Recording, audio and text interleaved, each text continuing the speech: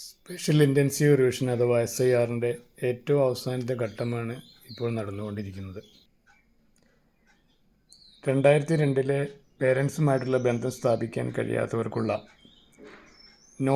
Hearing notice നൽകുന്ന ഒരു വർക്കാണ് ഇപ്പോൾ BLO നടത്തിക്കൊണ്ടിരിക്കുന്നത്.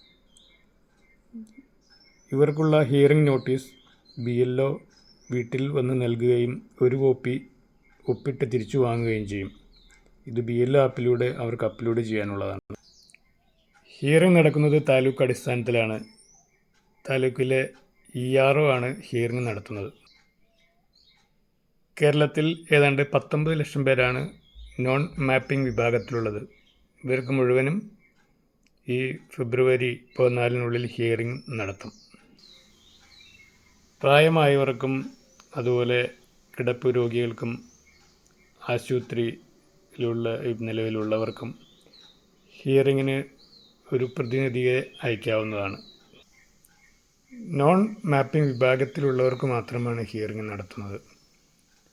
നോൺ മാപ്പിംഗ് എന്ന് പറയുമ്പോൾ 2002 വോട്ടില്ലാത്തവർക്കും 2002 പേരൻസിനെ കണ്ടെത്താൻ പറ്റാത്തവർക്കും അതല്ലെങ്കിൽ ഗ്രാൻഡ് പേരൻസിനെ കണ്ടെത്താൻ പറ്റാത്തവർക്കുമാണ് ഹിയറിംഗ് നടത്തുന്നത്.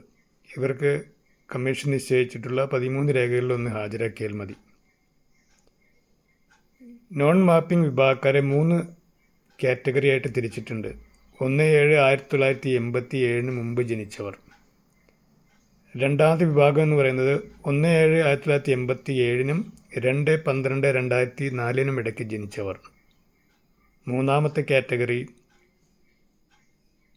2/12/2004 ശേഷം ജനിച്ചവർ.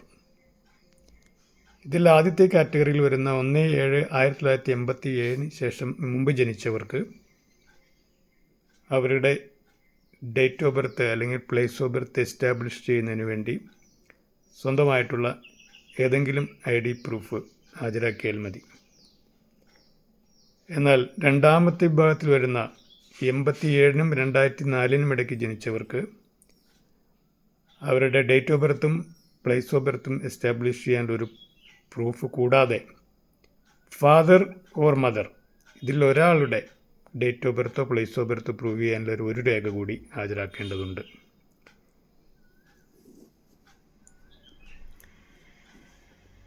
(2004) ശേഷം ജനിച്ചവർക്ക് place of birth, date of birth എന്നിവ കൂടാതെ അവരുടെ പേരൻസിൻ്റെ 2 പേരുടെയും ഡേറ്റ് ഓഫ് ബർത്തും പ്ലേസ് ഓഫ് ബർത്തും പ്രൂവ് ചെയ്യാൻ രേഖകൾ ഹാജരാക്കേണ്ടതായിട്ട് വരും. ഈ സമയത്ത് ഇന്ത്യക്ക് പുറത്താണ് ജനിച്ചതെങ്കിൽ proof of birth registration issued by the Indian mission കൂടെ ഇതോടൊപ്പം അറ്റാച്ച് ചെയ്യേണ്ടതുണ്ട്.